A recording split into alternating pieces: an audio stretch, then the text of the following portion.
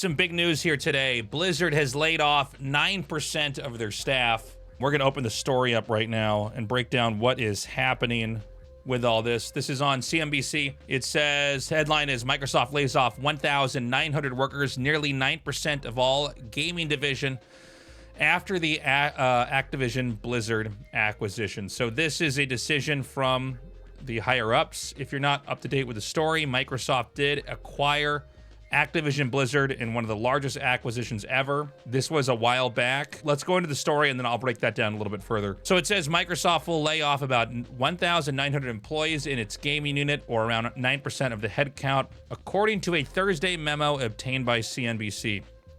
Microsoft Gaming CEO Phil Spencer said that the layoffs were part of a larger execution plan that would help reduce areas of overlap.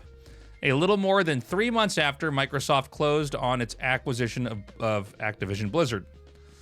Former Blizzard president Mike Ybarra said Thursday on social media platform X, formerly known as Twitter, that he would be leaving Microsoft and Blizzard. Blizzard co-founder Alan Adam, the unit's design chief, is departing, and Blizzard will stop developing a new survival game. Matt Booty, head of Microsoft's gaming studios, said in a memo. The Verge published Booty's memo, which a Microsoft spokesperson said was authentic. So there was a new survival game we didn't know a lot about. I believe it was unique IP as well. It wasn't a StarCraft game or Warcraft or anything like that. That appears that has been axed, which is wild. Spencer said Microsoft would provide full support, including location-dependent severance to all employees. That's good. Obviously, we're sad that anybody loses their job here. Activision-Blizzard is the publisher and developer of several massive gaming franchises, including Call of Duty and Diablo. Its mobile gaming subsidiary, King, is a developer of Candy Crush Saga. Microsoft shares were largely flat on the news, in part because layoffs are often expected after large mergers close. Microsoft's $69 billion acquisition of Activision-Blizzard was the company's largest ever deal, more than double the size of its 2016 purchase of LinkedIn. I forgot about that, by the way, that they bought LinkedIn. Tech advisors have come to expect higher efficiency and a clearer road to growth or profitability as economic pressures mount.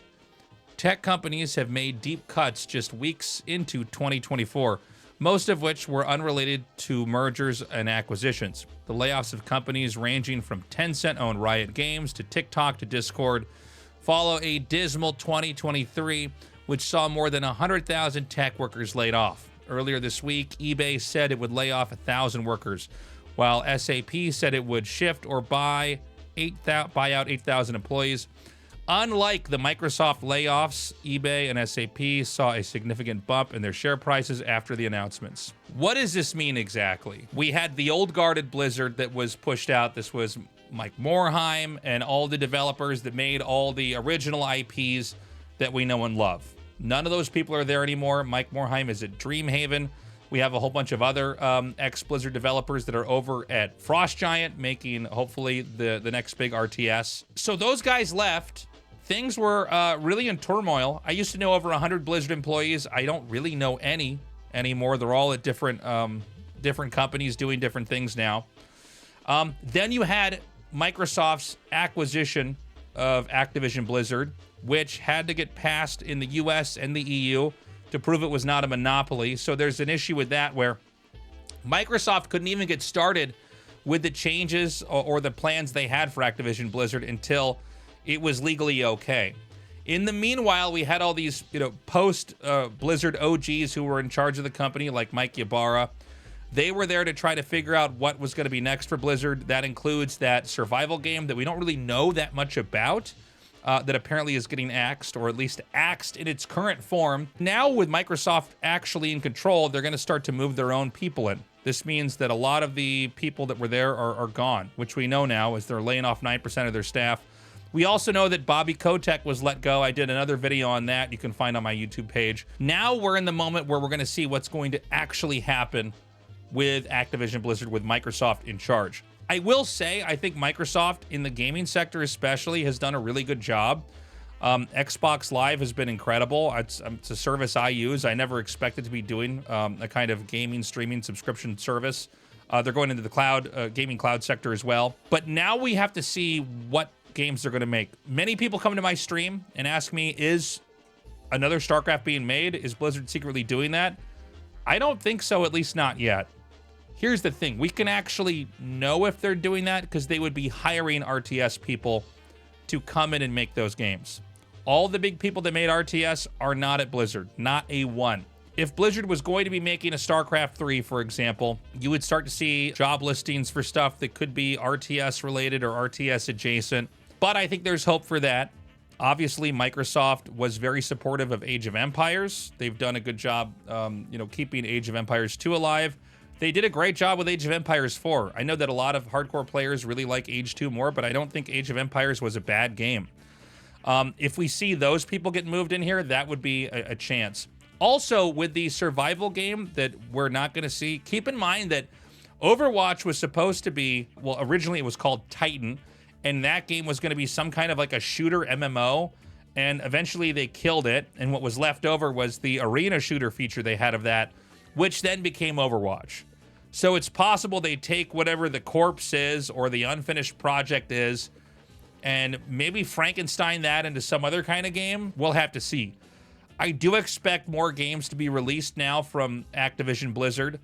The reason why Microsoft would be purchasing this company to begin with would be to get more games under their belt, which they could probably use for Xbox Live or other services. Obviously, Call of Duty is a big catch as well. So time will tell. But I think if we're going to see changes happen that are going to really be positive for Blizzard and for StarCraft as an IP, it's going to start to happen now. It's my hope they actually do an RTS. I know we've got a bunch of other RTSs coming out. I just think more RTSs, the more the better. We want the competition to be there. And look, they can make another, like, I don't know, a StarCraft shooting game. I mean, they could do a phone game. If anybody from Blizzard sees this, please just also keep the RTS part alive. I know there's a lot of fans of the StarCraft storyline. I loved playing that when I was in 7th grade. That totally got me hooked. And had I not played that game, I wouldn't be in Korea. I wouldn't be making this video you guys are watching. But it's more than the story. StarCraft really carried RTS to where it is now. And StarCraft 1, 25 years later, is still being played and competed in. StarCraft 2, even without developer support, is a healthier esport than most esports that even have a lot of developer support. So it's my hope they turn this around. I do still, even though Blizzard's not in the state it was before, I do want them to still make good games. And so fingers crossed for that. Let me know in the comments section what you think is going to happen next with Blizzard. If you like this kind of content, please turn on the bell notification. Also, please go to tastelessthreads.com. That's my merch site where you can find this shirt. I got Tasteless Land Party here that we put on a little while back, along with other cool stuff. Have a good one, and I will see you in a future video. Bye-bye.